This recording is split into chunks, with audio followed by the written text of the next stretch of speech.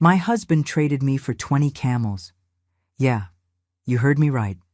20 camels. Not 10, not 5. 20 whole camels.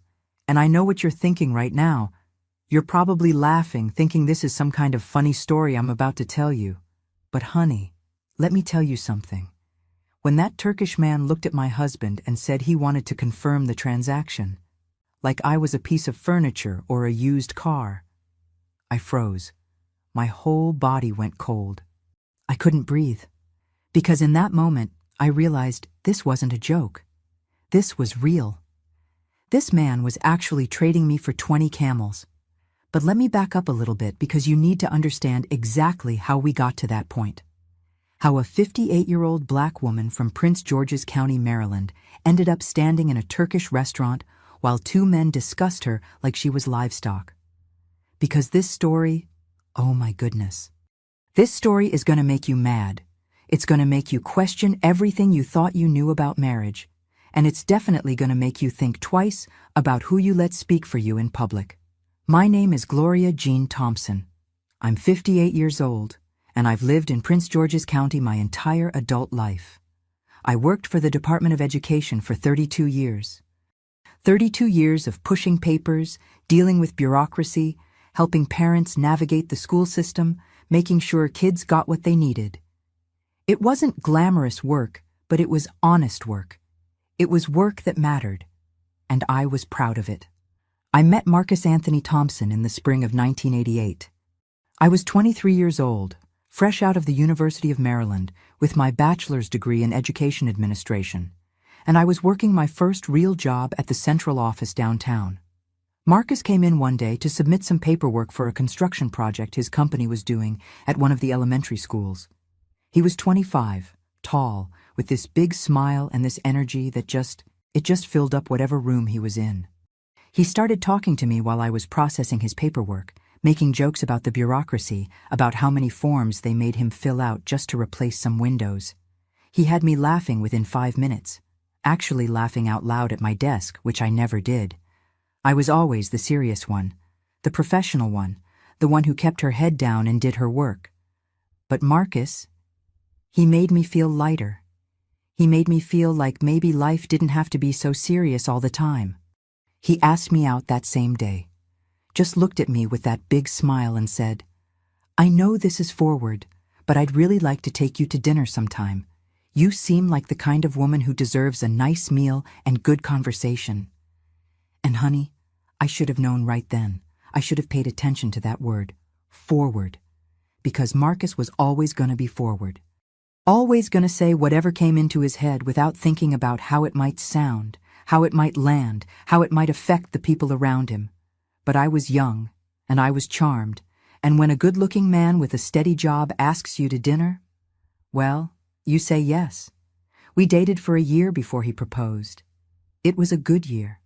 He took me to nice restaurants, brought flowers to my apartment, met my mama, and made her laugh so hard she had tears in her eyes. My mama loved Marcus. She thought he was exactly what I needed. Someone to balance out my seriousness, someone to make me smile more, someone to remind me that life wasn't just about work and responsibility. We got married in June of 1989 at the Baptist church my mama had been attending since before I was born. It was a beautiful wedding. Not too big, not too fancy, but nice. My cousin sang Ave Maria during the ceremony, and I wore my mama's wedding dress that she'd kept wrapped in plastic in her closet for 25 years. Marcus cried when he saw me walking down the aisle. Actually cried. And I remember thinking, this is it. This is the man I'm going to spend the rest of my life with. The first few years were good, really good. We bought a little house in Prince George's County. Nothing fancy, just a small 3-bedroom with a yard. And we worked on fixing it up together. Marcus was good with his hands, being in construction and all, and he redid the kitchen and the bathroom and built me these beautiful shelves in the living room for all my books. We were happy. We were building something together. But here's the thing about Marcus that I started to notice more and more as the years went on. The man didn't have an off switch. That sense of humor that had charmed me so much in the beginning, it didn't know when to quit. He'd make jokes at family dinners that would make people uncomfortable. He'd try to be funny during serious conversations, and I'd have to pull him aside later and explain why what he said wasn't appropriate. He'd embarrass me in front of my co-workers at the Christmas party, or say something inappropriate to the pastor after Sunday service, and I'd spend the next week apologizing and smoothing things over. My mama, God rest her soul, she pulled me aside one time. This was maybe 10 years into our marriage. And she said, "Gloria, baby, I love Marcus, I really do, but you need to teach that man when to be quiet. A sense of humor is wonderful, but wisdom is knowing when to use it and when to keep your mouth shut." I tried. Lord knows I tried. I'd talk to him after he'd say something that crossed the line. I'd explain how his jokes made me feel, how they made other people feel. And he'd apologize, he'd promise to do better, he'd be good for a while. But then something would happen, and that mouth would start running again, and we'd be right back where we started. But I loved him. Despite all of that, I really did love him. He was a good provider, worked hard at his construction management job, never missed a day, brought home a steady paycheck. He was good to me in other ways. Remembered my birthday, our anniversary, Valentine's Day. He'd rub my feet when I came home tired from work. He'd make me laugh when I was stressed. He was my partner, you know? My companion. The person I built a life with. We didn't have children. That was something we'd tried for early on, but it just didn't happen for us. After a few years of trying and some doctor visits that didn't lead anywhere, we made peace with it. Decided that maybe it was just going to be the two of us, and that was okay. We poured ourselves into our work, into our house, into our friends and our church community. We built a good life. By the time we hit our 30th anniversary in 2019, Marcus and I had settled into a comfortable rhythm. We knew each other inside and out. We knew each other's habits, each other's moods, each other's pet peeves. I knew that he was going to leave his socks on the bedroom floor no matter how many times I asked him not to. He knew that I needed my coffee exactly the right temperature first thing in the morning, or I'd be cranky all day. That's what 30 years of marriage does. It teaches you how to coexist with another person, how to love them even when they drive you crazy. But I'd been thinking about something for a while.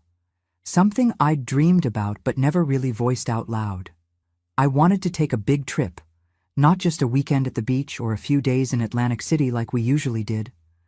I wanted to go somewhere exotic, somewhere completely different from anything we'd ever experienced, somewhere that would give us memories to last the rest of our lives. I started researching. Spent my evenings after work looking at travel websites, reading blogs from other people who'd taken these kinds of trips, watching YouTube videos about different destinations. I looked at Greece, the white buildings and blue domes of Santorini. I looked at Morocco, the markets and the desert and the vibrant colors. I looked at Egypt and the pyramids. I looked at India and the Taj Mahal. But something kept pulling me back to Turkey, specifically Istanbul. There was something about that city, the way it sat between Europe and Asia, the way it combined so many different cultures and histories and religions all in one place. The Grand Bazaar with thousands of shops selling everything you could imagine. The Hagia Sophia with its ancient domes and mosaics. The Blue Mosque with its stunning architecture. The Bosphorus Strait with boats crossing between continents. It felt magical, like a place where anything could happen. I brought it up to Marcus one night over dinner. Just casual, testing the waters. What would you think about taking a big trip for our 35th anniversary? Somewhere we've never been before. He looked up from his plate, surprised. Like where? I've been looking at Istanbul, I said. In Turkey. It looks beautiful, rich with history and culture. Different from anything we've experienced. Marcus smiled that big smile of his. Turkey, huh? That's pretty far from Prince George's County. That's the point, I said. I want us to do something special, something memorable. We've worked hard for 35 years. Don't we deserve to see some of the world? He reached across the table and took my hand. Gloria, if you want to go to Turkey, we'll go to Turkey. You start planning, and I'll start saving. And that's how it began. That conversation over dinner in our little house in Maryland. That's what set everything in motion. That's what led us down the path to that restaurant in Istanbul, to those camels, to that moment when my whole world turned upside down. I started planning immediately. And I mean really planning. This wasn't going to be some last-minute thrown-together vacation. This was going to be perfect. I created spreadsheets. I made lists. I researched hotels and restaurants and tour guides.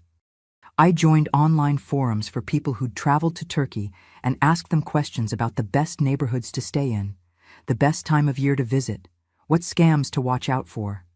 I decided we should go in April of 2024, right around our actual anniversary date. The weather would be perfect. Not too hot, not too cold. The tourist season wouldn't be at its peak yet, so things wouldn't be as crowded. It was perfect timing. But the planning was one thing. The saving? That was another challenge entirely. Because the trip I was envisioning, with the nice hotel and the private tours and the good restaurants, it wasn't going to be cheap. I estimated we'd need about $15,000 to do it right. $15,000 for flights, accommodations, food, activities, and a little extra for shopping and emergencies. $15,000. Do you know how hard it is to save that kind of money when you're living on 2 regular paychecks, maintaining a house, dealing with unexpected expenses that always seem to pop up right when you think you're getting ahead?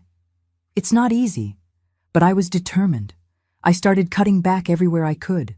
I stopped buying new clothes unless I absolutely needed them. I packed my lunch every single day instead of eating out with my coworkers. I cut coupons like my mama used to do, shopping the sales, buying generic brands instead of name brands. I canceled subscriptions we weren't really using.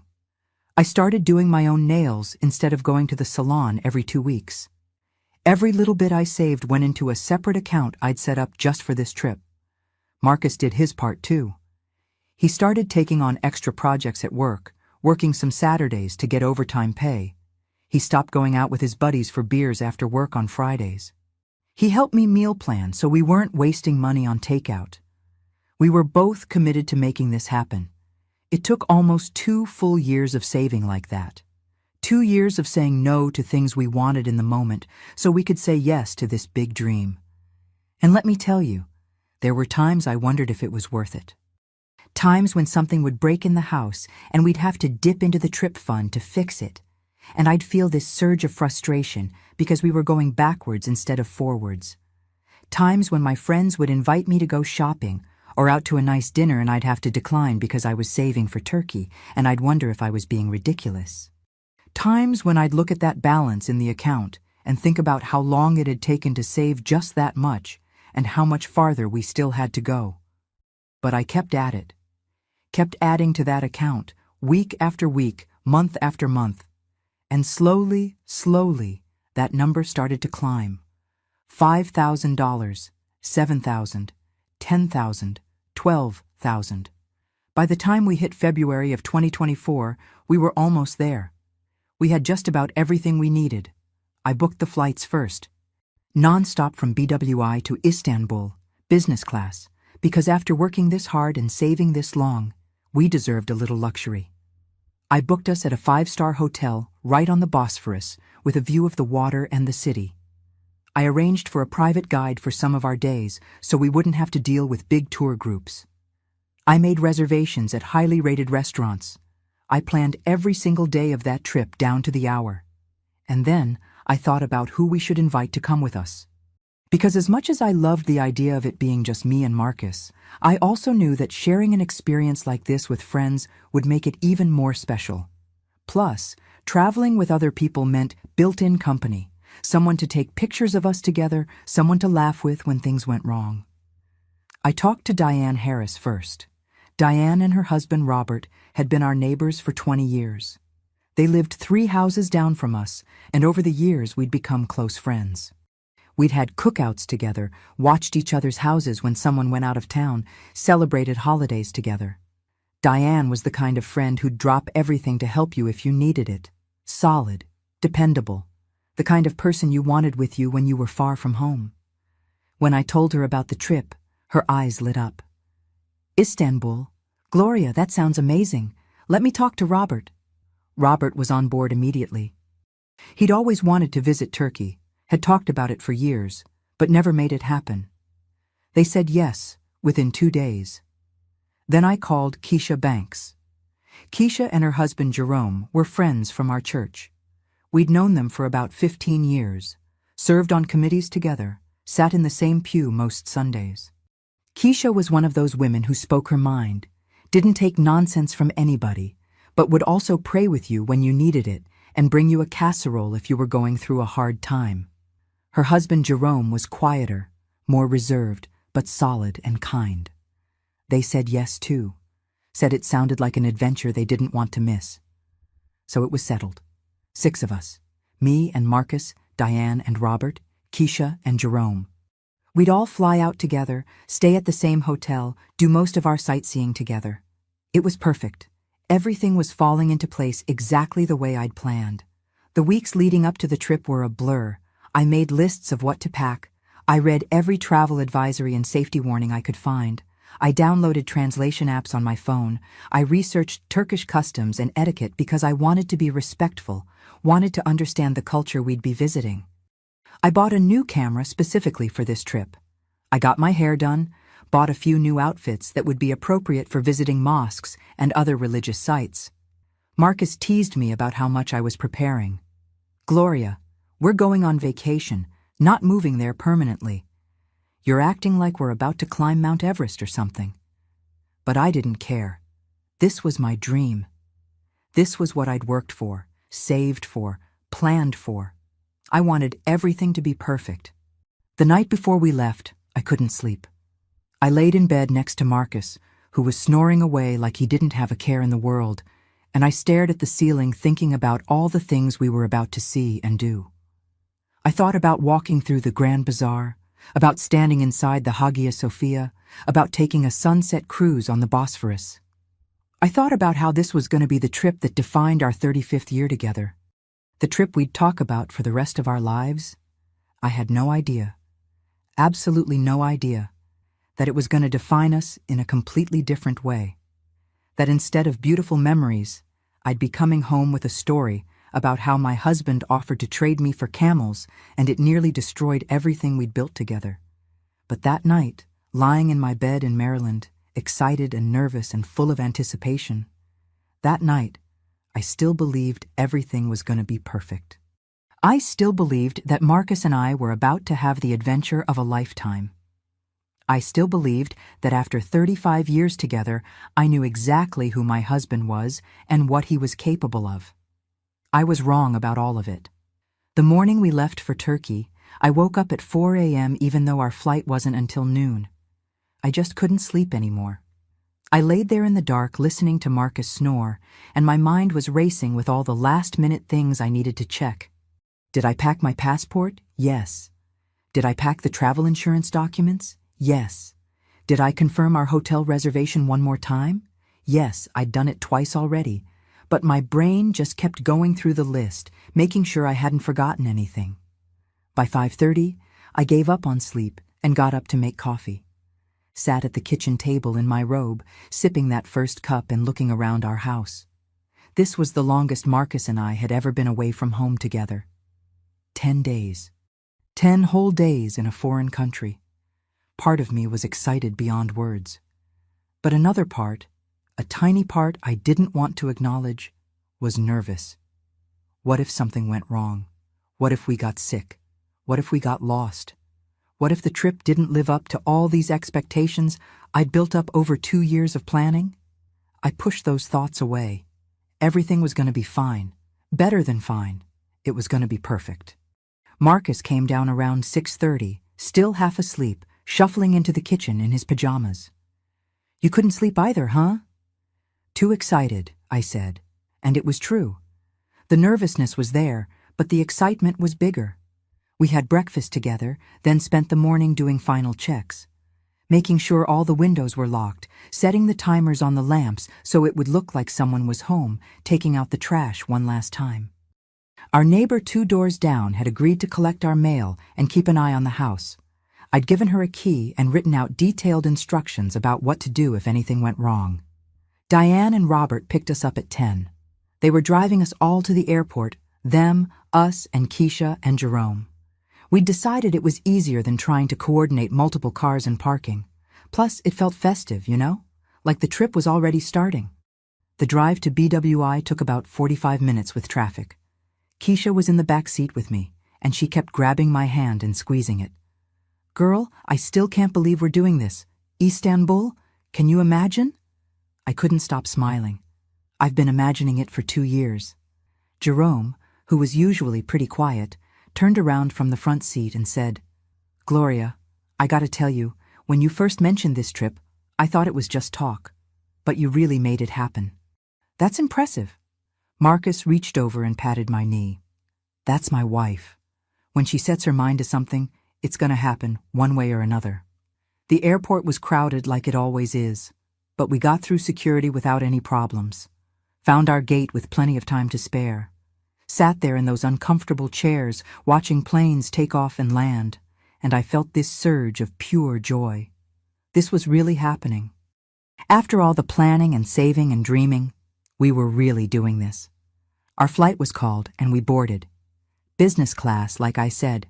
Those big comfortable seats that recline all the way back. Plenty of legroom, personal TVs with movies and shows. Marcus whistled when he saw our seats. Okay, now this is how you travel. Diane and Robert were across the aisle from us, Keisha and Jerome right behind. We were all giddy like kids on Christmas morning. The flight was long. 14 hours with a layover in Frankfurt, Germany. But honestly, I didn't mind. I watched 3 movies, read half a book, dozed off a few times. Marcus slept most of the way, his head back and his mouth open, snoring just loud enough that I had to put in my earbuds. But every time I looked at him, I felt this warmth in my chest. 35 years together. And we were about to make some of the best memories of our lives. We landed in Istanbul around 9 a.m. local time. By the time we got through customs and immigration and collected our luggage, it was after 10. I was exhausted, that bone-deep tired you get from sitting on a plane for hours and not really sleeping properly. But the exhaustion disappeared the second we stepped outside the airport. The air hit me first. Different. It smelled different. Like spices and diesel fuel and something else I couldn't quite identify. The sun was bright and warm, and everywhere I looked there were people speaking Turkish, signs in a language I couldn't read, sounds and colors and energy that was completely foreign to everything I'd ever known. Our guide was waiting for us right outside the terminal. His name was Ahmet, a friendly man in his 40s with perfect English and this warm smile that immediately put me at ease. He helped us load our luggage into a large van and started driving us toward the city, pointing out landmarks along the way and giving us a running commentary about Istanbul's history. I pressed my face to the window like a child, trying to take in everything at once. The buildings, the mosques with their minarets reaching toward the sky, the Bosphorus Strait sparkling in the sunlight, the mix of old and new architecture side by side. It was overwhelming in the best possible way. "This is incredible," Diane whispered from behind me. "Gloria, this was such a good choice." Marcus had his arm around my shoulders, and he kissed the top of my head. "You did good, baby. Real good." Our hotel was in the Sultanahmet district, right in the heart of the old city. When the van pulled up in front of it, I actually gasped. It was beautiful. Not modern beautiful, but elegant beautiful. Classic beautiful. The kind of building that had been standing there for 100 years and would still be standing there for 100 more. The lobby was all marble floors and crystal chandeliers and fresh flowers everywhere. The staff greeted us in English, offered us cold towels and glasses of something sweet to drink while they checked us in. I felt like royalty. I'm telling you, I had never in my life been treated like this. They took us up to our rooms, and when the bellhop opened the door to ours, "Honey!" I almost cried. The room was gorgeous, huge king-sized bed with crisp white linens, sitting area with comfortable chairs and a small couch, bathroom with a deep soaking tub and one of those rainfall shower heads. But the best part, The absolute best part was the balcony. I walked out onto that balcony, and there it was. The Bosphorus, right there in front of me. Boats crossing back and forth between Europe and Asia. The water sparkling in the afternoon sun. The sounds of the city rising up from below, car horns and boat whistles and the distant call to prayer from a nearby mosque. Marcus came up behind me and wrapped his arms around my waist. "Worth every penny, huh?" I nodded, not trusting myself to speak without crying. Because it was worth it. All the saving, all the sacrifice, all the planning. This moment right here made it all worth it. We unpacked, took showers to wash off the travel grime, and met the others in the lobby around 2 p.m. Amit had arranged for us to have a light lunch at a nearby cafe, then take the rest of the afternoon to explore the area around our hotel on our own. Tomorrow, he said, the real sightseeing would begin. That first lunch in Turkey, I can still taste it. Fresh bread, olive oil, hummus, grilled vegetables, lamb so tender it fell apart when you touched it with your fork. Everything was seasoned with spices I couldn't quite identify, but that made my mouth water. We ate outside under an awning, watching people walk by, and I kept thinking, I'm in Turkey. I'm actually in Turkey. After lunch, the 6 of us just wandered. Walked through the narrow streets around Sultanahmet Square, peeking into shops, watching artisans work, taking pictures of everything. The Blue Mosque was right there, just a few blocks from our hotel. And even though we weren't going inside until tomorrow's tour, we stood outside and stared up at it. 6 minarets reaching into the sky, the setting sun making the stone glow golden. "It's even more beautiful in person," Keisha said, and she had tears in her eyes. We found a little tea house and sat outside drinking Turkish tea from those small curved glasses they serve it in. The tea was strong and sweet, and I felt so present, so completely in the moment, not thinking about work or bills or anything back home. Just sitting there with my husband and my friends, drinking tea in Istanbul. That first night, we had dinner at the hotel restaurant. More incredible food. Medzi platters and grilled fish and baklava for dessert that was so good I had to stop myself from eating the whole plate. We laughed and talked and made plans for the next day, and I went to bed that night feeling like the luckiest woman in the world. Day 2 started early. Amit picked us up at 8 a.m. for our tour of the Hagia Sophia. I'd read so much about this place, seen so many pictures, but nothing prepared me for actually being inside it. The dome. Oh my Lord, that dome. It seemed to float above us, held up by nothing but light and prayer. The mosaics on the walls, some of them over 1,000 years old, glittering with gold leaf. The massive columns, the sense of history that pressed down on you. Not in a heavy way, but in a way that made you feel small and connected to something so much bigger than yourself. I stood in the center of that vast space with my head tilted back, staring up at that dome, and I felt Marcus take my hand. He didn't say anything. He didn't need to. We just stood there together, holding hands, taking it all in.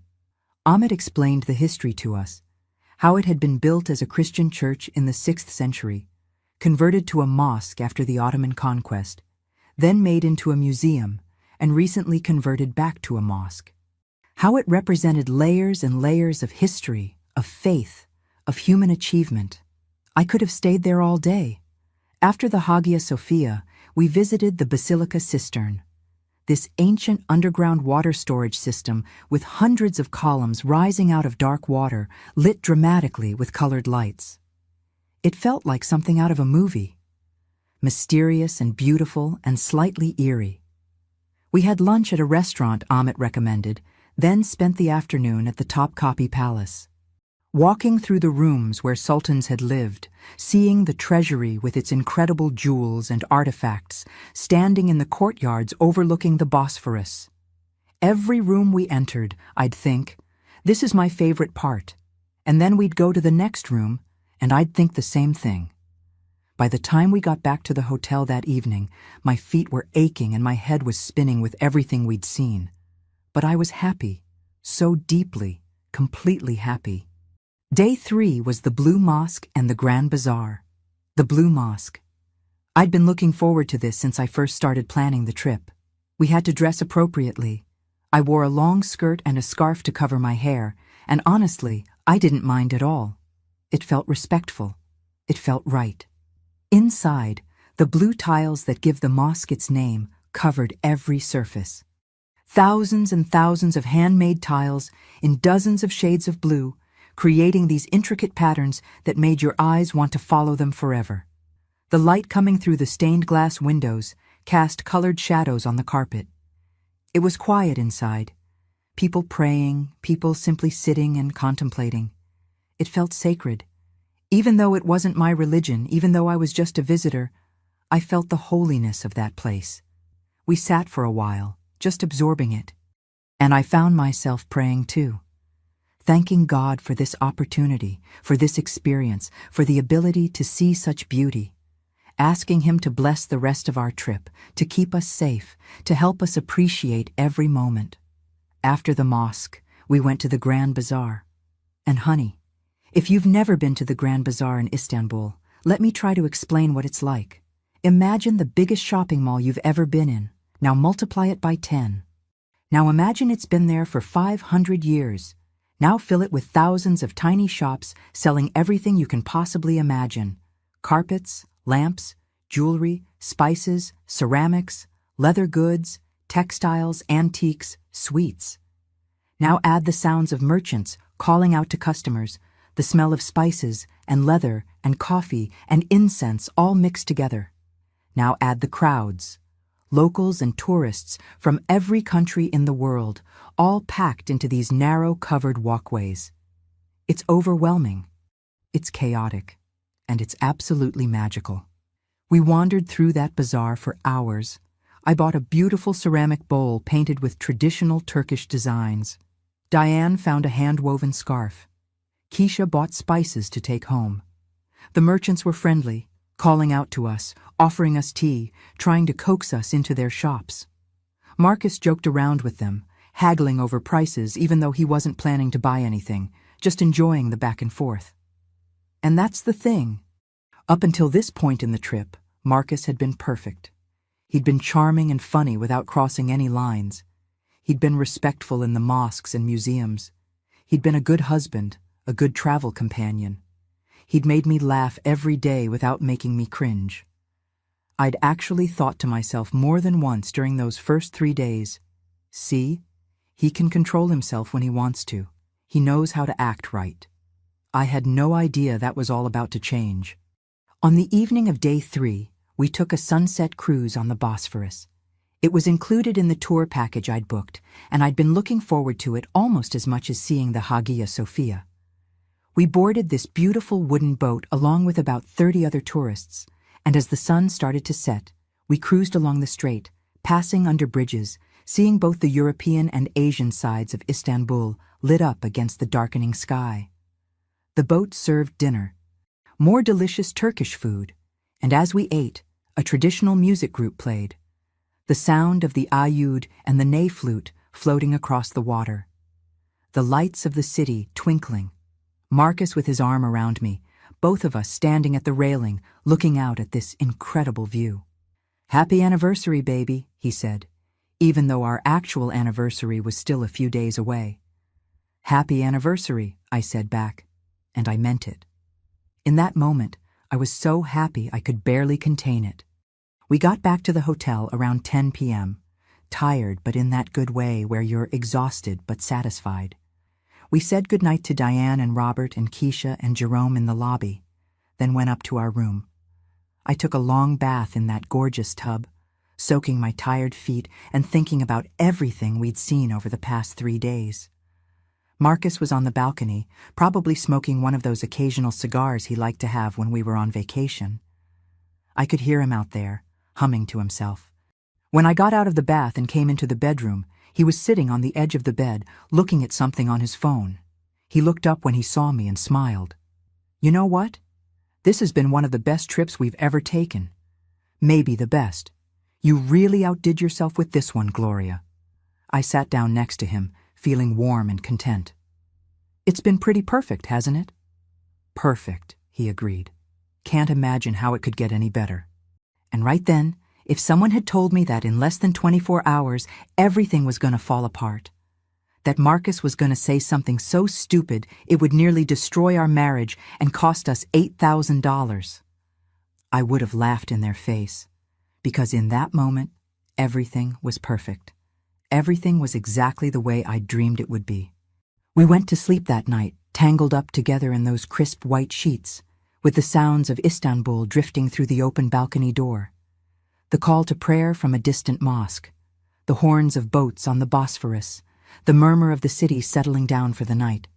I fell asleep thinking about how lucky I was, how blessed, how this trip was everything I'd hoped for, and more. I had no idea what the next day would bring. No idea that my perfect dream vacation was about to turn into a nightmare. We woke up on day 4 around 8 a.m., had breakfast at the hotel, fresh fruit and yogurt, and these amazing pastries. Turkish coffee so strong, it made my American coffee back home taste like water. The 6 of us sat together at a table by the window overlooking the Bosphorus, making plans for the day. We'd decided to take it a little easier today. We'd been going hard for 3 days straight, and we were all feeling it in our feet and our legs.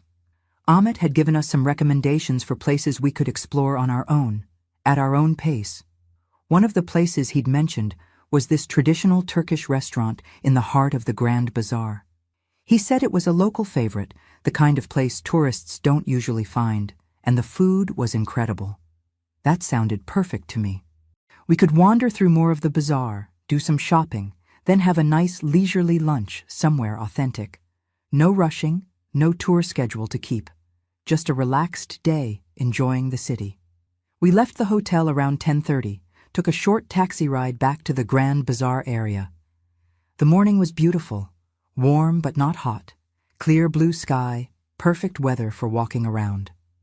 We spent a couple hours just exploring parts of the bazaar we hadn't seen yet, poking our heads into different shops, watching craftsmen work.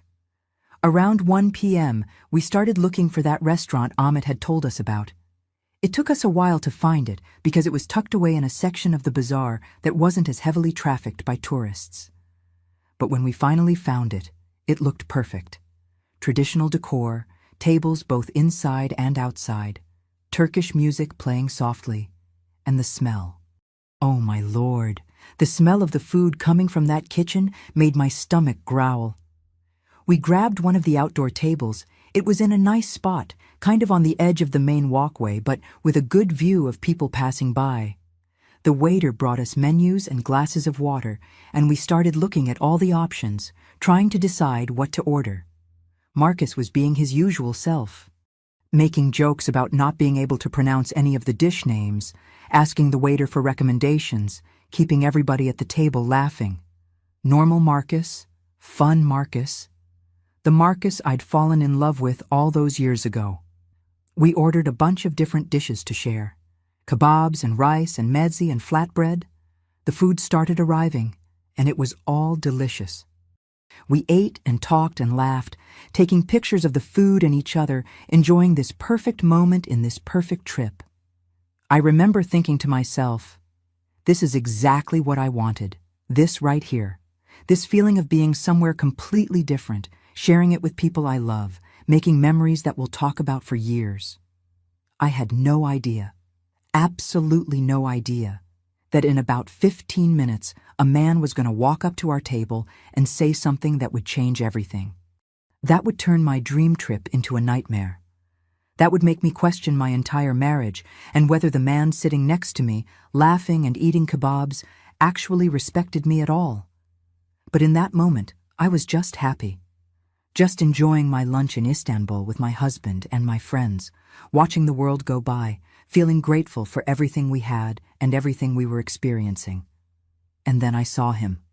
This Turkish man, maybe mid-40s, wearing traditional clothes, walking through the crowd of the bazaar. He was looking at something, looking at our table, looking at me, and he started walking toward us. I watched this man walking toward our table, and at first I didn't think much of it. The Grand Bazaar was full of merchants trying to get tourists' attention, trying to draw them into shops, trying to make a sale. I figured he was just another shop owner about to invite us to come look at his carpets or his jewelry or whatever he was selling. But something about the way he was looking at me, it made me uncomfortable. Not in a dangerous way, but in that way where you know someone is sizing you up, evaluating you, seeing something in you that you're not sure you want them to see. He reached our table and stopped. Just stood there for a moment, looking at me. Then he turned to Marcus and started speaking in English, but with this thick Turkish accent that made some of his words hard to understand. He told Marcus that I was a very beautiful woman, that I looked strong, that I was a good age. And then he said he would give Marcus 3 camels for me. The whole table went quiet. I mean completely quiet. Diane's fork stopped halfway to her mouth. Keisha's eyes got wide. Robert and Jerome looked at each other with these expressions like they couldn't believe what they'd just heard. And me? I felt my stomach drop down to my feet. Because even though this man had kind of a smile on his face, even though his tone was somewhat light, something about the way he said it didn't feel like a joke. It felt real. It felt serious. But Marcus, oh Lord, Marcus thought it was the funniest thing he'd ever heard in his life. He threw his head back and let out this big, loud laugh. That booming laugh I'd heard 1,000 times over 35 years. And all I could think was, please don't encourage this. Please just politely decline and let this man move on. But that's not what Marcus did. No. Marcus looked at this Turkish man with this big grin on his face and told him that 3 camels was insulting. That I was worth at least 30 camels. Nothing less. I felt my face get hot. Felt this wave of embarrassment wash over me because my husband had just put a price on me, had just assigned me a value like I was a piece of property he was willing to negotiate over. And he was laughing about it. Thought it was hilarious. The man didn't laugh, though. He didn't smile bigger or act like he thought it was funny. He just looked at Marcus very seriously, very calmly, and nodded his head once. Then he said 2 words that should have been a warning to all of us. He said, "Wait here." And then he turned around and walked away. Just disappeared back into the crowd of people moving through the bazaar. Diane immediately turned to Marcus and asked him what he'd just done. Her voice had this edge to it, this concern that I was feeling too, but hadn't been able to voice yet. Marcus waved his hand like it was nothing, told her to relax, that it was just a joke. He said these guys were probably trying to entertain the tourists or something, trying to get tips maybe. He was still chuckling to himself, shaking his head like he'd just had this amusing little interaction. But I wasn't amused. I felt sick. I felt disrespected. I felt like my own husband had just offered me up for sale in front of our friends and a restaurant full of strangers. And something in my gut, something deep down inside me, told me this wasn't over, told me that man had been serious, told me we'd just stepped into something we didn't understand. Keisha reached across the table and touched my hand, asked me if I was okay. And I tried to smile, tried to laugh it off like Marcus was doing. Told her I was fine, that it was just weird. But I wasn't fine. My hands were shaking. My heart was beating fast, because that man's face when he'd walked away, he'd looked so serious, so purposeful. We sat there trying to get back to our meal, trying to recapture that happy feeling we'd had just a few minutes earlier. But nobody was really eating anymore. We were all just kind of pushing food around on our plates, making awkward small talk, avoiding what had just happened. The minutes ticked by. 5 minutes, 10 minutes, 15 minutes. And I started to relax a little bit. Started to think that maybe Marcus had been right, that it was just some weird tourist interaction and the guy wasn't coming back. We could finish our lunch, pay the bill, and move on with our day. Forget this ever happened. But then I saw him, coming back through the crowd, and he wasn't alone. He was walking with an older man, maybe 70 years old, dressed in even finer traditional clothes than the first man had been wearing. And both of them were walking straight toward our table with these very serious expressions on their faces. No smiles, no friendly demeanor. Just this calm, purposeful walk like men on a mission. I grabbed Marcus's arm, told him the man was coming back. And when Marcus looked up and saw the two men approaching, I saw his smile falter. Just a little bit. Just enough to tell me that maybe, finally, he was starting to realize this might not be the joke he'd thought it was. The two men reached our table and stopped. The older one looked at all of us, then focused his eyes directly on Marcus. And when he spoke, his English was perfect, clear and precise, with no accent at all. Professional. He called Marcus Sir and told him that his nephew Mehmet had spoken with him about Marcus's offer. He said that after careful consideration, they decided to accept. Not 30 camels. They couldn't afford 30. But they were offering 20 camels as their final price for me. He said this was very generous, that these were quality animals from their family farm outside the city. He asked when Marcus would like to complete the transaction. Time stopped. I swear to you, time actually stopped. The noise of the restaurant faded away.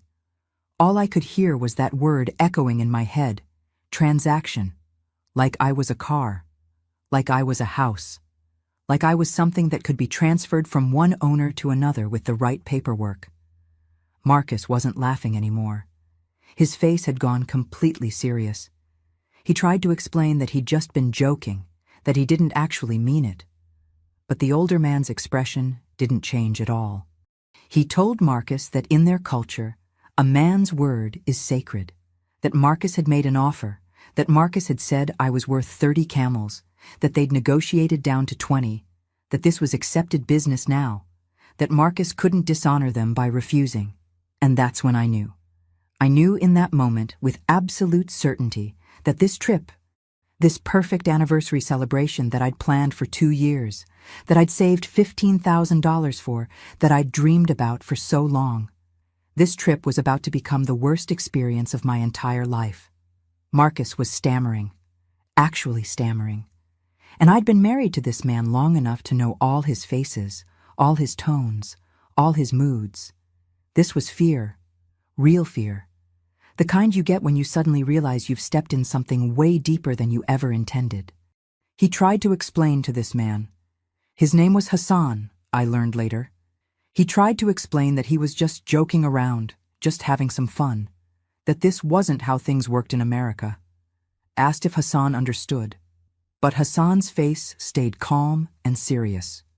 He explained that in Turkey, a man's word is his bond, that when you make an offer in the marketplace, especially in front of witnesses, that offer is considered binding. He said Marcus had dishonored him and his nephew by suggesting this wasn't a serious negotiation. The younger man, Mehmet, said something in Turkish to his uncle. I didn't understand the words, but I understood the tone. He was backing up everything Hassan was saying, making it clear they weren't playing around. Diane said we needed to leave right now. Her voice was tight with worry, but Hassan heard her.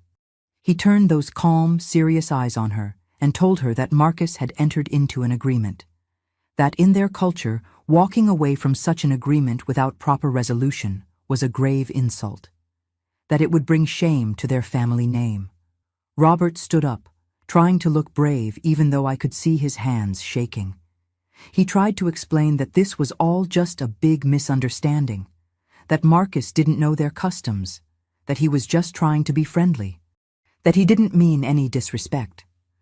Hassan said that disrespect had been given regardless of intent. His voice was still calm, but there was steel in it now, cold steel. He explained that his nephew had approached our table with a genuine offer, that Marcus had countered with a higher price, that they'd accepted his terms at a reduced rate out of respect and fairness, and now Marcus wanted to withdraw? This was not acceptable. I finally found my voice. It came out shaky and small, not like my voice at all. I told him that I wasn't up for negotiation, that I was a person, that I wasn't something that could be bought or traded. Hassan looked at me then, and his expression softened just a tiny bit. He told me that in their culture, this wasn't about me being property. This was about honor, about a man keeping his word. That Marcus had made an offer and they'd accepted. That this was the way business was conducted in their culture. Keisha stood up, and her voice was sharp. She told him this wasn't business, that this was a human being they were talking about. That she didn't care what their customs were, they couldn't force someone to give up their wife because of a joke.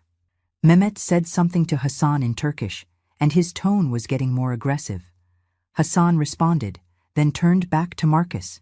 He told him they'd offered a very fair price, that 20 quality camels was worth approximately $15,000, that this wasn't a small offer, that they'd acted in good faith, that Marcus must do the same. $15,000. That number hit me like a physical blow. That was exactly what we'd spent on this entire trip. Everything I'd saved for, everything I'd planned, everything I'd sacrificed, it all added up to the same price they were putting on me. My value as a human being was equal to the cost of our vacation. Marcus was sweating now. I could see drops forming on his forehead, running down the sides of his face. He told them he didn't want their camels, didn't want anything, just wanted to have lunch with his wife and friends and forget this ever happened. But Hasan said it had happened, and now they had to resolve it properly. That's when Mehmet turned and called out something in Turkish, loud, across the restaurant. And I watched with this sick feeling in my stomach as two more men stood up from a table near the back. They were younger, bigger, and they started walking toward us with these serious expressions on their faces. Diane grabbed my hand under the table, told me we needed to get me out of there. But where was I supposed to go? We were in the middle of the Grand Bazaar, surrounded by thousands of people, in a country where I didn't speak the language, didn't know the laws, didn't know anything except that my husband's stupid joke had somehow turned into a situation that felt dangerous. The two men reached our table and stood behind Hasan and Mehmet. They didn't say anything. They just stood there with their arms crossed, making it very clear that we weren't just going to walk away from this. Other people in the restaurant were starting to notice. I could see heads turning, conversations getting quieter as people watched what was happening at our table. Some looked concerned. Some looked almost entertained, like this was just another show for the tourists. Marcus tried one more time, told them he was sorry if he'd offended them, that he really was sorry, but that they had to understand. In America, when someone makes a joke like that, nobody takes it seriously. It's just talk. It doesn't mean anything. Hasan's jaw tightened. That was the first time I saw real anger in his face. He asked if it meant nothing, if Marcus assigned a value to his wife and then said it meant nothing. Asked if this was how American men treated their promises, how they treated their honor. Other Turkish men from nearby tables were starting to stand up, starting to come closer, and I realized with this cold, horrible clarity that we were outnumbered. That in this place, in this culture, these men saw Marcus as someone who'd broken a sacred rule, someone who'd made a deal and was trying to back out. Jerome stood up, trying to position himself between the Turkish men and our table. He told everyone to calm down, to take a breath, to figure this out like reasonable people. But Hasan said they were being reasonable, that they'd made a fair offer, that they'd been patient, that Marcus was the one not being reasonable. The restaurant manager came rushing over then. He was a small man, probably in his 50s, wringing his hands and looking back and forth between Hasan and our table like he didn't know whose side to take. He said something in Turkish to Hasan, probably asking what the problem was. Hasan responded quickly, gesturing to Marcus and then to me. The manager's eyes got wide. He looked at Marcus like Marcus had just committed some terrible crime. Then he pulled out his phone. I knew what he was doing. We all knew. He was calling the police. My heart started pounding so hard I could hear it in my ears. Police in a foreign country, where we didn't know the laws, didn't know our rights, didn't know anything except that my husband had apparently entered into some kind of binding agreement that he couldn't just laugh his way out of. Hasan seemed satisfied that the manager had made the call. He nodded, then turned back to Marcus and told him that the authorities would help them resolve this properly. That they would explain to Marcus that in Turkey, a verbal contract in the marketplace is legally binding, especially when witnesses are present. Marcus's voice cracked when he asked if Hassan was serious about it being legally binding. Hassan said he was completely serious, that Marcus would either honor his agreement and accept payment or face consequences for breach of contract and public dishonor. I couldn't sit there anymore. I just couldn't. I pushed back from the table and stood up, and my whole body was shaking. I told them I was not being sold, that I was not property, that I was a United States citizen, and they couldn't do this. Hassan looked at me with what I can only describe as pity, told me he understood I was upset, but that this was between Marcus and them, that Marcus had made the offer, not me. I felt my voice getting louder, and I didn't care who heard me. I told him I didn't care who made the offer, that you cannot trade a human being, that this was insane. Keisha and Diane both moved to stand next to me, putting themselves between me and these men like they were going to protect me if things got worse. And God bless them for that. A crowd was forming. Turkish people from other tables, tourists with their phones out taking videos, shop owners from nearby stalls coming to see what all the commotion was about. I could hear people talking in different languages, could see them pointing at me. I felt so exposed, so humiliated, so completely helpless. Marcus asked the manager how long until the police arrived. I could hear the desperation in his voice. The manager told him 5 minutes, maybe 10, 5 to 10 minutes. That's how long I had to stand there being discussed like livestock, while a crowd of strangers watched, and my husband stood there looking like he wanted the ground to swallow him up. Hassan pulled out his phone and made a call, spoke in rapid Turkish, and even though I couldn't understand the words, I understood the tone. He was calling someone important, someone who could back up whatever he was about to do. Marcus tried to move toward me, tried to put his hand on my shoulder, and I jerked away from him. I couldn't help it. All I could think was that this was his fault. His stupid, thoughtless, careless joke had put me in this position, had made me feel like an object instead of a person, had brought all these men and all this attention and all this fear into what was supposed to be our dream vacation. He said my name. His voice was breaking. Told me he was sorry, that he didn't know, that he didn't think.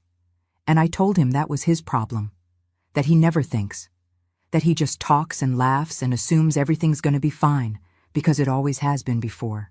But this time he'd gone too far. My voice was so cold when I said it, so cold it surprised even me. Hassan finished his phone call and told Marcus that his attorney was on his way, that he would help them document the agreement properly, that once the police arrived, they would all go together to make it official. Robert asked what he meant by official, told him he was talking about buying a human being, that there was nothing official about that it was illegal, that it was wrong. Hassan said that perhaps it was illegal in our country, but we weren't in our country. We were in Turkey. And here, verbal contracts were taken very seriously. I could see tourists in the crowd filming this on their phones, could see them whispering to each other, probably posting it on social media already. Tomorrow morning, this was going to be everywhere. Not the beautiful mosques or the boat ride or the amazing food. The story was going to be about how Marcus Thompson tried to sell his wife for camels in a Turkish market. The shame of it. The absolute crushing shame. Jerome tried one more time. Asked Hassan what if they compensated him somehow. What if they paid him something for his trouble, for the misunderstanding, and everyone just walked away? Hassan considered this for just a moment, then shook his head. Said it wasn't about money, it was about honor. That Marcus had damaged his family's honor by making false promises in the marketplace. That this couldn't be fixed with simple payment. Marcus asked what Hassan wanted then. His voice was so desperate, so lost. Hassan said simply that he wanted what was promised. Or he wanted public acknowledgement that Marcus was a man without honor and compensation for the insult given to his family. That's when I heard the sirens. Distant at first, then getting closer. Police sirens. In Turkey. coming for us. Diane squeezed my hand, told me it was going to be okay, that we were Americans, that they couldn't just do this to us. But I wasn't so sure. I'd heard enough stories about Americans getting in trouble in foreign countries, about people who thought their citizenship would protect them, only to find out that laws are different in different places, that what seems crazy to us might be perfectly normal somewhere else. The sirens got louder, the crowd got bigger, and I stood there in the middle of that Turkish restaurant with my friends surrounding me and my husband looking like his whole world was collapsing. And I thought about what my mama used to tell me when I was young. She used to say you can forgive a lot of things in a marriage, mistakes and bad moods and even some lies. But you can't forgive a man who doesn't protect you. You can't forgive a man who throws you to the wolves just to get a laugh. And in that moment, with those police sirens getting closer and that Turkish man talking about ownership and transactions and binding contracts, I realized my mama might have been right. Because Marcus hadn't just made a joke. He'd offered me up. He'd put a price on my head. He'd valued me at 30 camels, like I was something he could trade away if the price was right. The police cars pulled up outside. I could see the blue lights flashing through the windows. Could see the officers getting out, adjusting their uniforms, preparing to come inside. And honey, when I saw those Turkish police officers walking toward that restaurant in their uniforms I didn't recognize, ready to enforce laws I didn't understand. When I saw them coming to sort out this mess that my husband had created, I thought to myself, this is it. This is really happening. I'm about to find out if I have any rights in this country, if my citizenship means anything, if these men can actually force my husband to go through with this insane transaction. The officers walked through the door. The whole restaurant went silent. Every eye in that place turned to watch what was going to happen next.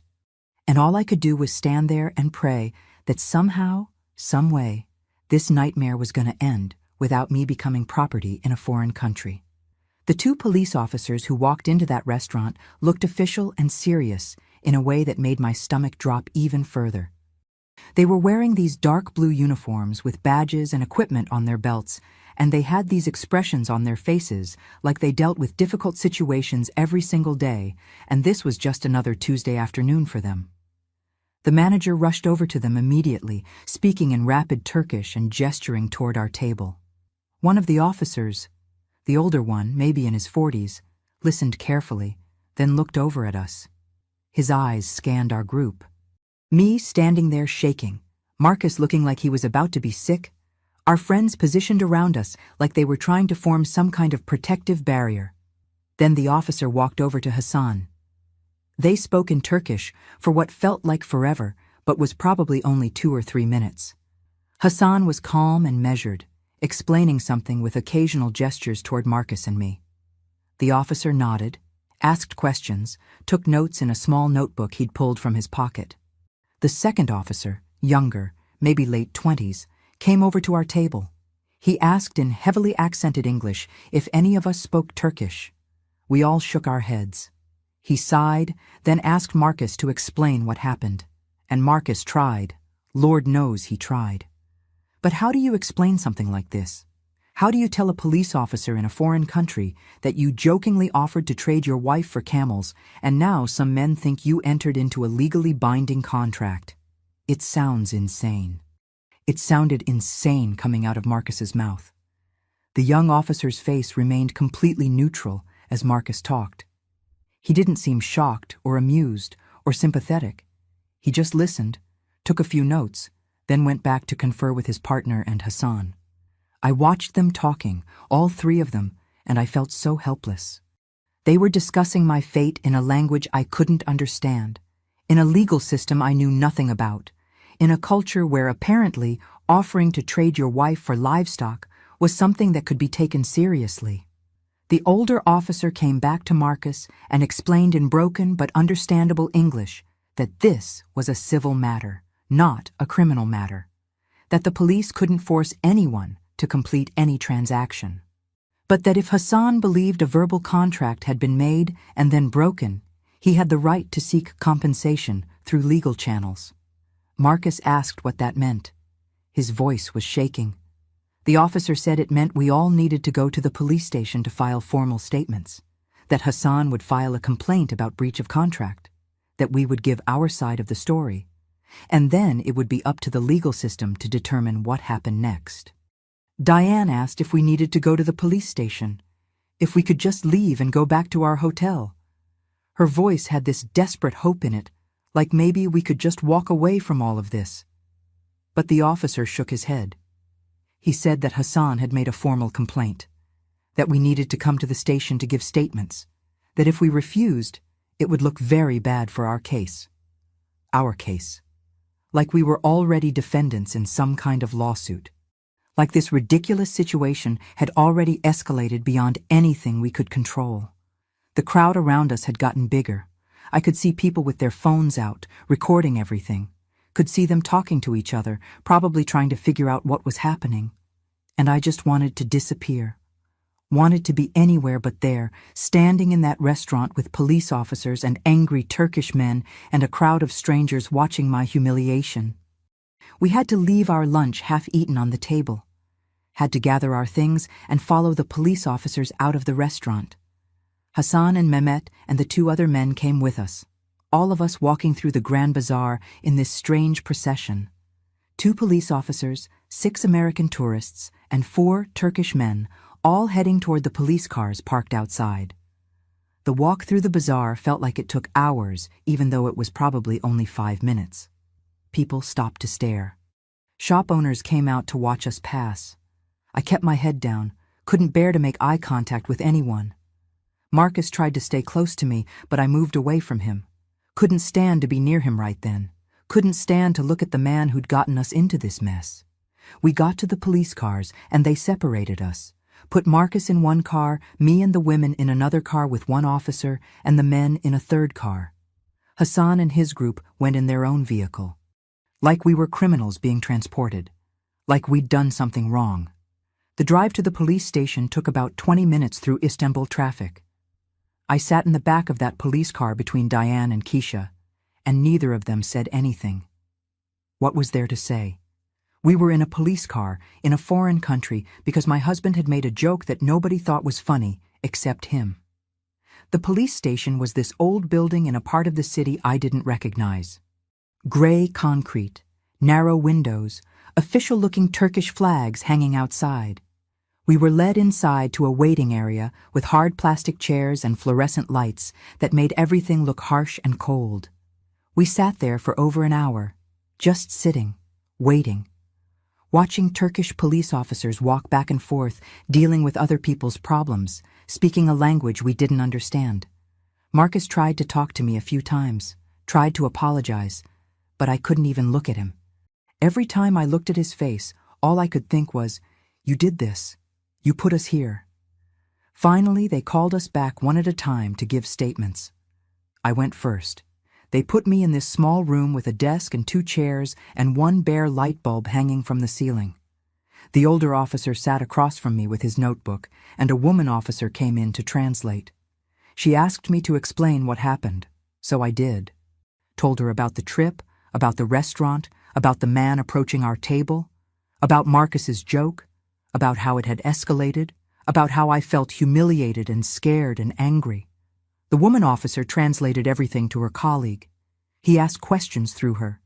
Did I know this was a serious offer when the man first approached? No. Did my husband know? I didn't think so. Did we understand Turkish customs regarding verbal contracts? No. Had my husband explicitly stated a price? Yes. 30 camels. That last question hung in the air. Because that was the problem, wasn't it? Marcus hadn't just laughed it off. He'd engaged. He'd negotiated. He'd put a specific number out there. And in this culture, in this legal system, that apparently meant something. When they finished with me, they brought in Marcus, then Diane, then the others. We sat in that waiting area for hours while they took statements from everyone. From our group, from Hassan's group, from the restaurant manager who'd witnessed everything. It was nearly 6 p.m. by the time they finished. We'd been at the police station for almost 4 hours. 4 hours of sitting on hard plastic chairs in a foreign police station, not knowing what was going to happen next, not knowing if we were going to be arrested or fined or deported or what. The older officer finally came out and explained that this was a civil dispute, not a criminal matter. That the police had documented everything, but that we would need to resolve this through other channels. He suggested we contact the American consulate for assistance, that they might be able to help mediate. The American consulate.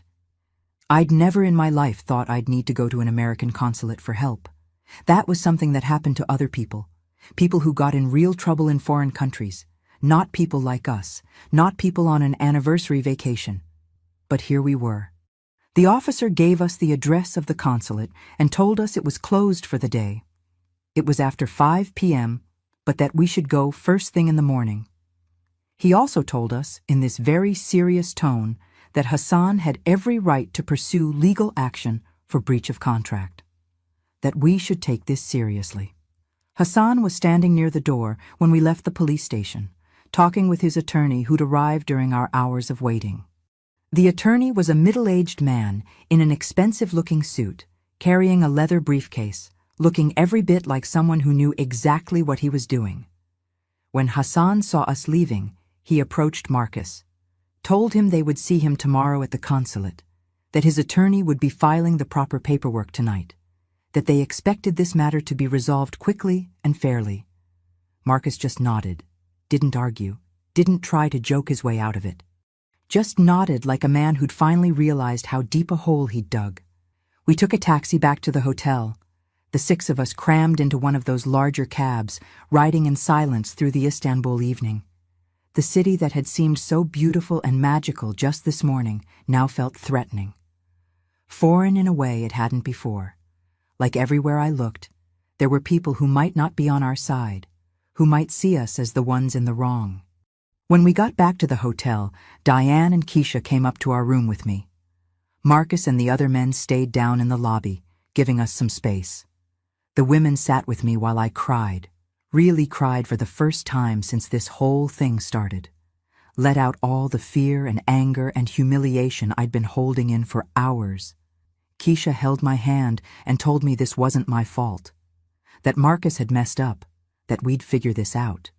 Diane brought me water and tissues and just sat with me, letting me get it all out. I told them I couldn't believe this was happening, that this was supposed to be our dream trip, that I'd saved for 2 years, that I'd planned every detail, and now it was all ruined because Marcus couldn't keep his mouth shut. Diane said we needed to focus on fixing this, on getting help from the consulate tomorrow, on making sure Hassan didn't have any legal ground to stand on. But I kept thinking about what the police officer had said, about verbal contracts being taken seriously in Turkey, about witnesses being present, about Marcus explicitly stating a price. What if the consulate couldn't help? What if we really were on the hook for this? What if Marcus's stupid joke was actually legally binding? I didn't sleep at all that night. Marcus came to bed around midnight, and we laid there in the dark, not talking. He tried to apologize again, but I told him I didn't want to hear it. Not right then, not when I was still so angry I could barely breathe. The next morning, we were at the American consulate when it opened at 9 a.m. All 6 of us looking exhausted and worried. The consulate was in a secure building with guards and metal detectors and official-looking American flags everywhere. Just seeing those flags, seeing American security personnel, made me feel a tiny bit better. Like maybe finally we'd found some people who were on our side. We had to wait again. Seemed like all we did in Turkey was wait. But finally, around 10:30, they called us back to meet with a consular officer. Her name was Jennifer Morrison, and she was probably in her mid-30s with short brown hair and this professional but kind demeanor. She invited us into her office, offered us coffee, and asked us to explain what happened. So we did. Marcus did most of the talking this time, laying out the whole story from beginning to end. Jennifer listened without interrupting, taking notes occasionally, her expression remaining neutral. When Marcus finished, she sat back in her chair and was quiet for a moment. Then she told us that this was a sophisticated trap. She said scammers often use the concept of verbal contracts and honor to extort tourists. She explained that while obviously no court would enforce trading a person like property, these men knew exactly how to file civil complaints that could freeze our passports and keep us stuck in the country for months, fighting a legal battle we couldn't afford. My heart sank, because that's exactly what had happened. Witnesses were present. Specific terms, 30 camels, were discussed. Marcus had engaged in what could be interpreted as a negotiation. But Jennifer also said that obviously human trafficking was illegal everywhere, including Turkey. That no court was going to uphold a contract for the exchange of a human being. That the issue here was more about honor and compensation for perceived insult rather than actual enforcement of the sale itself. She explained that Hassan was likely looking for financial compensation.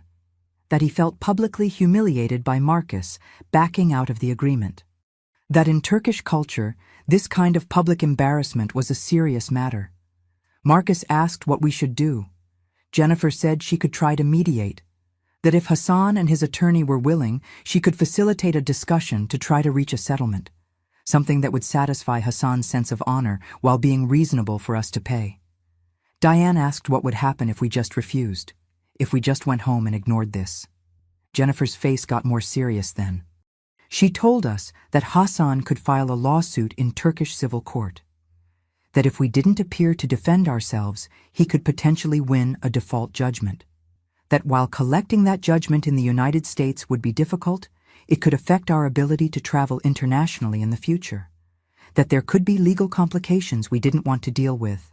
She said the smarter move would be to try to settle this now, while we were here, while she could help mediate. To make this go away before it became a bigger legal mess, I asked how much money we were talking about. Jennifer said she didn't know yet, that Hassan's attorney would present their demand and then we'd negotiate, that it could be anywhere from a few $1,000s to… Well, she didn't finish that sentence. But the implication was clear. It could be a lot. She made some phone calls, and within an hour, Hassan and his attorney arrived at the consulate. They were shown into a conference room, and Jennifer invited us to join them. Sitting across a table from Hassan felt surreal, like something out of a movie.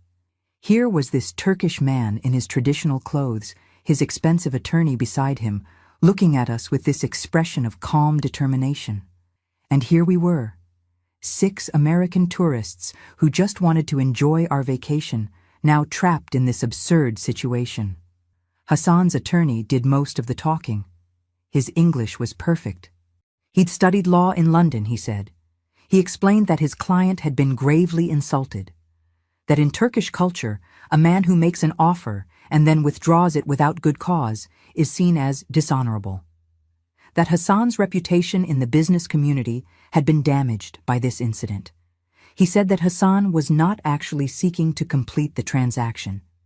He understood that was not legally possible. But he was seeking compensation for the insult to his honor, for the public embarrassment, and for the time and resources expended in pursuing this matter. Jennifer asked what amount Hassan considered fair compensation. The attorney looked at Hassan, they exchanged a few words in Turkish, and then the attorney turned back to us and said $25,000. $25,000. I felt like I'd been punched in the stomach. That was more than our entire trip cost. That was more than we had in our regular savings account. That was money we couldn't afford to lose. The life just drained out of Marcus's face. He told them that was impossible, that we didn't have that kind of money. The attorney said they understood this was a significant sum, but that the insult was significant as well, that his client had been prepared to provide 20 camels, quality animals worth approximately $15,000. That when the agreement was broken, Hassan had to explain to his family and his community why the transaction didn't happen, that this had caused him real harm. Jennifer just sat there, watching them. She couldn't officially negotiate for us, but her presence was the only thing keeping them polite. I spoke up then, asking if there was a more reasonable number.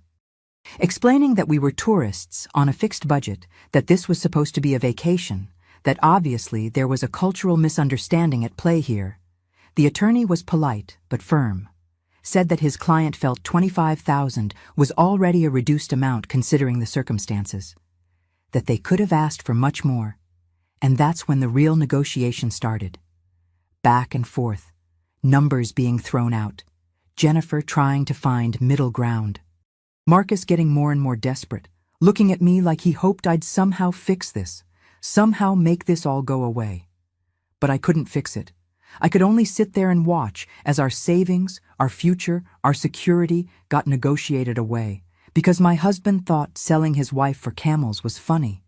I could only sit there and feel the anger building and building inside me, knowing that when this was over, if we ever got out of this, Marcus and I were going to have a conversation about our marriage that he wasn't going to like. The negotiation went on for over 2 hours. 2 hours of sitting in that conference room while these men decided how much money would satisfy honor, would erase insult, would make this nightmare end. And all I could think was, this is my anniversary trip. This is what I saved 2 years for. This is what I dreamed about. And here I am, sitting in an American consulate in Turkey, watching my husband negotiate a payment for trying to trade me. The attorney wrote something down on a piece of paper, slid it across the table to Jennifer. She looked at it, then slid it to Marcus. Marcus stared at that paper for a long time. I saw his jaw tighten, saw his hands clench into fists, saw him close his eyes like he was trying to make all of this disappear. Then he looked at me, and in his eyes, I saw something I'd never seen before. I saw him truly understanding what he'd done. Not just the legal mess, not just the money, but what he'd done to me, to us, to our marriage. He looked back down at that paper, and I knew he was about to agree to whatever number was written there, about to sign away a chunk of our life savings to fix the mess he'd made, about to prove once and for all that sometimes your words do matter, that sometimes jokes aren't funny, that sometimes you can't talk your way out of the consequences of your own stupidity. Jennifer asked if we needed time to discuss it privately. Marcus shook his head, said we'd take it. Whatever it was, we'd pay it. Because what choice did we have? $8,000. That's what was written on that piece of paper. $8,000 to make this nightmare go away. $8,000 to satisfy Hassan's honor. $8,000 to compensate him for the public embarrassment of my husband backing out of a deal to trade me for camels. $8,000 of our retirement savings. $8,000 that I'd helped save by packing my lunch every day for 2 years. $8,000 that was supposed to be our security, our cushion, our future. Marcus signed the agreement right there in that conference room. His hand was shaking so badly he could barely write his name. Jennifer explained all the terms to us, that this was a settlement agreement, that by signing it Marcus acknowledged making the verbal offer, that we agreed to pay the $8,000 in exchange for Hassan dropping any and all legal claims, that this would be the end of the matter. The attorney pulled out more paperwork, documents in both English and Turkish, detailed legal language about breach of contract and compensation and mutual release of claims. Page after page that Marcus had to initial and sign. Then came the actually getting the money part. We had to go to our bank back home and arrange an international wire transfer. Had to sit there in that conference room with Hassan and his attorney and Jennifer while Marcus called our bank in Maryland. It was early morning there, and explained that we needed to transfer $8,000 to a Turkish bank account immediately. The bank representative asked if this was fraud, if someone was forcing us to do this. Marcus had to explain, in this humiliated voice I'd never heard from him before, that no, this was legitimate. This was something he'd agreed to. He had to verify his identity multiple times, had to confirm the account numbers, had to authorize the transfer. The whole process took almost an hour of sitting there knowing that every minute that passed, we were getting closer to losing a huge chunk of money we couldn't afford to lose. When the transfer was finally confirmed, Hassan's attorney checked his phone to verify the funds had arrived in the account. He nodded to Hassan, said something in Turkish. Hassan stood up, smoothed down his clothes, and looked at Marcus. He told Marcus that this matter was now settled, that his honor had been satisfied, that he hoped Marcus had learned the importance of keeping one's word. Then he turned to me and said, "And I'll never forget this." He said, "Madam, you have great value. Your husband should remember this."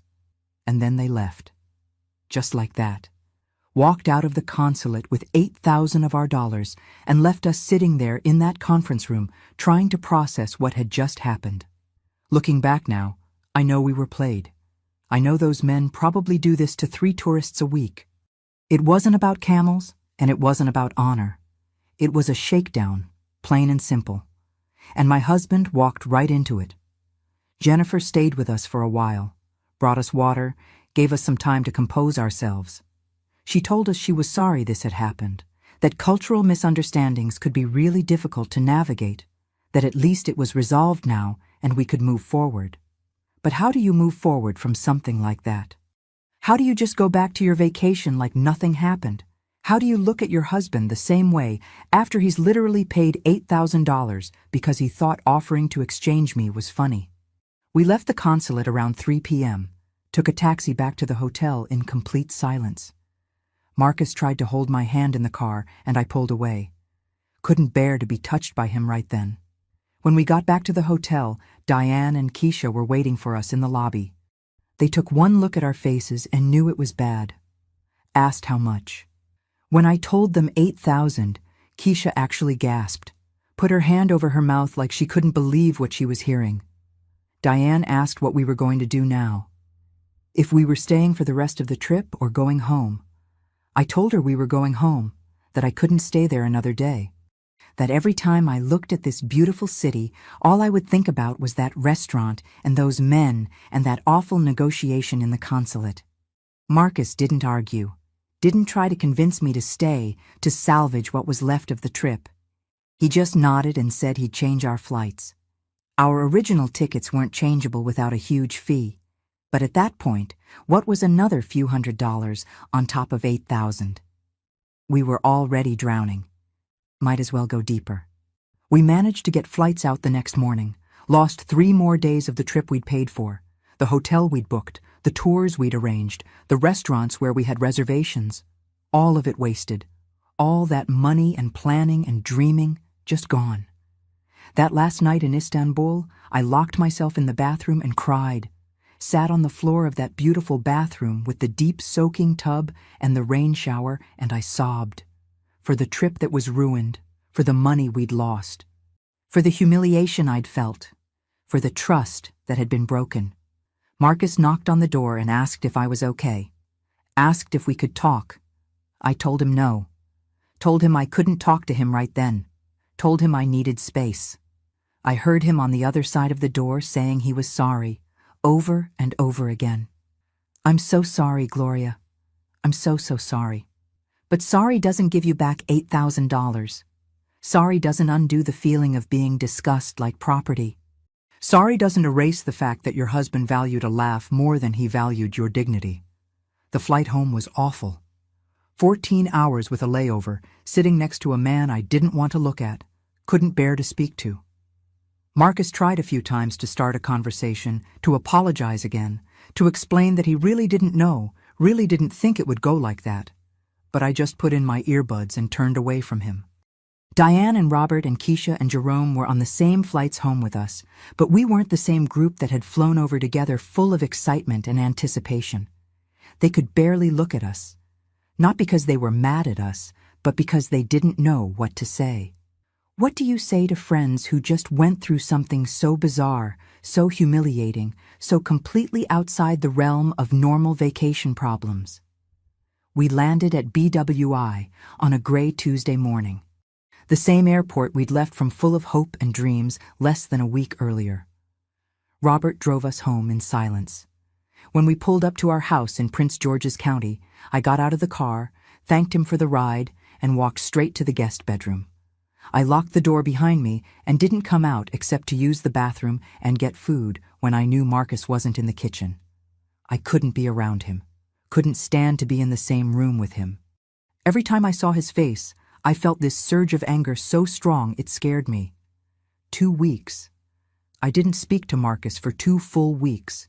He'd try to talk to me through the guest bedroom door. He'd leave notes under the door apologizing. He'd text me even though we were in the same house. But I couldn't respond, wasn't ready to respond. And during those 2 weeks, the story got out. Because of course it did. Diane and Keisha had both told their families what happened, asked for prayers and support. And once a few people knew, everyone knew. That's how it works in a community like ours. Gossip spreads faster than the truth. I started getting phone calls, text messages, people from church wanting to know if it was true. My co-workers somehow hearing about it and asking me what happened. My cousin calling me from Atlanta saying she'd heard through the family grapevine that Marcus had tried to trade me in Turkey. Some people thought it was funny. Told me I should laugh about it, that it would make a good story someday. Those people didn't understand. Didn't get how it felt to have your own husband assign you a monetary value in front of strangers. But other people got it. Other women especially. They'd call me and tell me they were sorry this happened, that they understood why I was so hurt, that they couldn't believe Marcus had been so thoughtless. One of my friends from work told me straight up that she would have divorced him. That there was no coming back from something like that, and I thought about it. Really thought about it during those 2 weeks locked in that guest bedroom. Thought about what the rest of my life would look like if I stayed married to Marcus. If I could ever trust him again. If I could ever feel valued by him again. If I could forgive him for this. On the 15th day, I finally came out of that room. Walked into the living room where Marcus was sitting on the couch watching TV with the sound off, looking like he hadn't slept in days. He looked up when he saw me, and his face. Honey, his face was so full of hope and fear all mixed together. I sat down in the chair across from him, not on the couch next to him. The chair, keeping distance between us. And I told him we needed to talk. He turned off the TV immediately, gave me his full attention in a way he hadn't in years. I told him that what he did in Turkey wasn't just a joke that went wrong. It wasn't just a cultural misunderstanding. It was a fundamental disrespect of me as a person. That when he offered to trade me for camels, even as a joke, what he was really saying was that he saw me as something he owned, something he could assign value to, something he could negotiate over. And that hurt me more than I knew how to express. I told him that I'd spent 35 years making excuses for his sense of humor, smoothing things over when he said something inappropriate, apologizing to people he'd offended, telling myself that it was just Marcus being Marcus. But this time, he'd crossed a line that I didn't know if I could forgive. I told him that $8,000 was just money. We'd recover from that eventually. But the feeling of standing in that restaurant while strange men discussed me like I was merchandise? That feeling was never going away. That was going to be with me forever. And I told him that if we were going to stay married, if I was going to even consider staying married to him, things had to change, fundamentally change. Marcus cried, actually cried sitting there on our couch, told me he understood, that he'd been doing a lot of thinking over the past 2 weeks too, that he'd realized how thoughtless he'd been, not just in Turkey, but over the course of our entire marriage, that he'd always thought his humor was harmless, that people understood he didn't mean anything by it, but that he finally understood that intent doesn't erase impact. He asked what I wanted him to do, how he could fix this. I told him we were going to therapy, not the kind of therapy where you go a few times and then quit when things get better. Real therapy, long-term therapy, where we'd have to actually dig into our problems and figure out if this marriage was worth saving. He agreed immediately, said he'd go to therapy every day if that's what it took, said he'd do whatever I needed. So we started therapy, found a marriage counselor who specialized in helping couples recover from major breaches of trust. Dr. Williams was her name, and she didn't mess around. From the very first session, she made it clear that this wasn't going to be easy, that both of us were going to have to do hard work, that there were no guarantees this marriage would survive.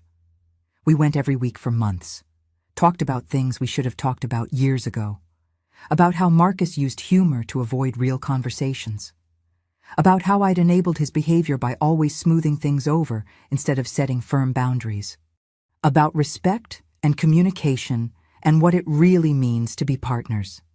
I learned things about myself I didn't like. Learned that I'd spent so much time trying to be the good wife that I'd lost parts of myself. Learned that I'd been so focused on keeping the peace that I'd let Marcus disrespect me in small ways for years. And those small ways had built up into this big catastrophe in Turkey. And Marcus had to face some hard truths too. Had to acknowledge that his constant joking was actually a way to avoid being vulnerable, to avoid taking things seriously, to avoid real emotional connection. Had to admit that he'd hurt me over and over again with his thoughtless comments and had never really faced the consequences because I'd always forgiven him. Dr. Williams made him do something that I think really changed things. She made him write out every instance he could remember over our 35 years together where his jokes or comments had hurt me or embarrassed me. Made him really sit with that list. Really look at the pattern of behavior. When he showed me that list, 3 full pages of incidents going back to when we first started dating, I cried, because seeing it all written out like that, seeing the full scope of how many times he'd prioritized a laugh over my feelings, it was overwhelming. But it was also necessary. Because you can't fix a problem you won't acknowledge. 6 months into therapy, Dr. Williams asked us both if we wanted to stay married. Asked us to really think about it, to be honest with ourselves and each other. I told her I didn't know yet, that I was still working through the hurt and the anger, that some days I looked at Marcus and felt love, and other days I looked at him and felt nothing but resentment. Marcus said he wanted to stay married, that he loved me, that he knew he'd messed up badly, but that he wanted the chance to be better, to do better. Dr. Williams told us that was okay, that it was okay for me to still be figuring out what I wanted, that healing from something like this takes time. And it did take time. A lot of time. We're a year out from Turkey now, and I can tell you honestly that our marriage is different. Not the same as it was before, and it never will be. But different in some ways that are actually better. Marcus is more careful now. Thinks before he speaks in a way he never did before. When we're out with friends or at family gatherings, I can see him catching himself, stopping before a joke comes out, considering whether it's appropriate. And when he does make jokes, they're different. Kinder. Not at anyone's expense, especially not mine. We set new boundaries in our marriage. I told him that I would never again just smile and nod when he said something that hurt me or embarrassed me. That from now on, I would call it out immediately, right there in the moment, no matter who was around. And I've done it too. Stopped him mid-sentence at church dinners, at parties, in the middle of conversations with friends. And you know what? He listens now. Actually listens and apologizes and corrects himself. The money? We recovered some of it. Took us most of the year, going back to the same strict budget we'd used to save for the trip in the first place. Cut every expense we could. Worked extra hours. Put every spare dollar back into savings. We're not where we were before Turkey, but we're getting there. And we never did get to take that dream vacation. Never got to see all the things I'd planned to see. Never got to experience Istanbul the way I'd imagined. Sometimes I think about that. About all the tours we'd booked and restaurants we'd reserved and experiences we'd missed because we had to come home early. About the money we lost not just to Hassan, but to the changed flights and the unused hotel nights and all of it. But mostly, I think about what I learned. About myself, about my marriage, about what I'm willing to accept and what I'm not. I learned that I'd spent 35 years being too forgiving, too understanding, too willing to let things slide in the name of keeping the peace. And that pattern of behavior had taught Marcus that his words didn't have real consequences. That he could say whatever he wanted, and I'd always be there to smooth it over, to make excuses, to forgive him. Turkey broke that pattern. Turkey forced both of us to face truths we'd been avoiding for decades. Do I wish it had happened differently? Of course. Do I wish Marcus had never made that stupid joke? Every single day. Do I wish we'd gotten to enjoy our anniversary trip the way I'd planned it? More than anything. But I can't change what happened. All I can do is move forward with the knowledge I have now. The understanding of who Marcus really is and who I really am and what we're willing to work toward together. Some people ask me if I've forgiven him, and the honest answer is, I'm still working on it. Some days I wake up and feel like we're good, like we've moved past it. Other days I wake up and the anger hits me fresh, like it just happened yesterday. Forgiveness isn't a switch you flip. It's a process. A long, messy, complicated process. What I can say is that I've chosen to stay, to work on this marriage, to see if we can build something better from the wreckage of what we had before. And Marcus has shown up for that work every single day. He goes to therapy without complaint. He takes accountability when I'm angry. He's learning to be a better partner. Is it enough? I don't know yet. Ask me in another year. Ask me in 5 years. Ask me when we're old and gray and looking back on our life together. But right now, today, we're still married, still working on it, still trying. The story of what happened in Turkey has become something different in the telling. Some people in our community think it's funny now, this wild story about the time Marcus almost traded his wife for camels. They'll bring it up at gatherings, laugh about it, ask us to tell the story again. And sometimes I can laugh about it.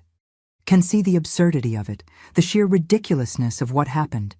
But other times when people laugh, I remember how it felt in that moment, how small I felt, how worthless, how commodified, and the laughter stings. I've learned to speak up about that too. To tell people that it's not actually funny to me, that it was traumatic, that I'd appreciate if we talked about something else. And most people respect that. The ones who don't. Well, I've learned I don't need to spend time with people who can't respect my boundaries. Looking back now, I can see that Turkey was a breaking point in our marriage. But breaking points can go two ways. They can break you apart completely, or they can break open space for something new to grow. For us, it's been the second thing. We broke open. All the issues we'd been ignoring for years came spilling out. And once they were out in the open, we had to deal with them. Had to face them. Had to decide if we were going to do the hard work of building something better. And we chose to do the work. Both of us. That's the key thing. Both of us. Because if it had just been me trying to fix things while Marcus kept making jokes and avoiding responsibility, it wouldn't have worked. But he showed up. He's still showing up. And that matters. Do I trust him the way I used to? No. But maybe that's okay. Maybe blind trust isn't actually healthy. Maybe being clear-eyed about your partner's flaws and choosing to love them anyway. Maybe that's actually stronger than the naive trust I had before. My mama used to say that marriage is a garden. You can't just plant it once and expect it to flourish forever. You have to tend it, water it, pull the weeds. Sometimes you have to cut back the dead parts to make room for new growth. Turkey was us cutting back the dead parts, the patterns that weren't working, the behaviors that were toxic. And now, we're trying to grow something new in that space. Will it work? I honestly don't know. But I know we're trying. And I know that Marcus understands now, really understands, that I'm not a joke. I'm not property. I'm not something he can assign value to or negotiate over or treat carelessly. I'm a human being, his partner, his wife of 35 years, and I deserve respect, not just when it's convenient, not just when we're in public, always, in every moment, in every interaction. And if he can't give me that, if we get to a point where the work becomes too hard or the old patterns start creeping back in, then I know now that I'm strong enough to leave, that I don't need to stay in a marriage where I'm not valued, that I survived Turkey, survived the humiliation and the anger and the heartbreak, and I can survive anything. That's what Turkey taught me. Not about Turkish culture or verbal contracts or international law. About myself. About my own strength. About what I will and won't accept. About the power of setting boundaries and demanding respect. So here I am, a year later, still married to the man who tried to trade me for 20 camels. Still working through the hurt and the anger, still trying to build something better from the pieces of what broke. And I want to ask you something, because I've been carrying this question with me for a year now, and I need to know what you think. Did I forgive him too quickly? Should I have left? Should I have demanded more from him before agreeing to work on this marriage? Or was I right to give him a chance? To see if he could actually change, to see if we could build something better together. Because some days I look at him and think I'm being too soft, that I'm falling back into that old pattern of being the understanding one, the forgiving one, the one who makes excuses and smooths things over. That maybe I should have walked away and started fresh with someone who would have never put me in that position in the first place. But other days, I look at our 35 years together and think about all the good times we had before Turkey. All the ways he supported me and made me laugh and was there for me. And I think maybe people can change if they really want to. Maybe relationships can heal from even the deepest wounds if both people are willing to do the work. I don't have the answer. And I think that's okay. I think it's okay to still be figuring it out, still be working through it, still be uncertain about whether I made the right choice. What I do know is this: I'm not the same woman I was before Turkey. I'm stronger. I'm clearer about what I need and what I deserve. I'm not afraid to speak up anymore, not afraid to demand respect, not afraid to walk away if that respect isn't given. And maybe that's the real gift Turkey gave me. Not the trip I planned, but the strength I found. Not the dream vacation, but the awakening to my own worth. So I want to hear from you, really hear from you. Tell me in the comments what you think. Would you have forgiven him? Would you have left? What would you have done if you were in my shoes, standing in that Turkish restaurant, watching your husband negotiate your value with strangers? I'm going to read every single comment, because I need to know I'm not alone in this. That other people understand what it feels like to love someone who hurt you, to want to leave but also want to stay, to be angry and forgiving all at the same time. Thank you for listening to my story, for sitting with me through this whole long tale of the worst vacation of my life, for not judging me, or if you are judging me, for doing it in the comments where I can read it and think about it and maybe learn something from your perspective. God bless you all. And remember, when someone shows you who they are, believe them. But also remember that sometimes, just sometimes, people can change if they really want to.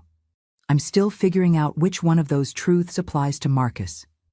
Still figuring out if I made the right choice by staying. Still figuring out what the rest of my life is going to look like with this man who traded me for camels and then spent a year trying to prove he could be better. Ask me again in 5 years. Maybe by then I'll have a clearer answer. But for now, for today, we're still here, still married, still trying. And some days, that's enough.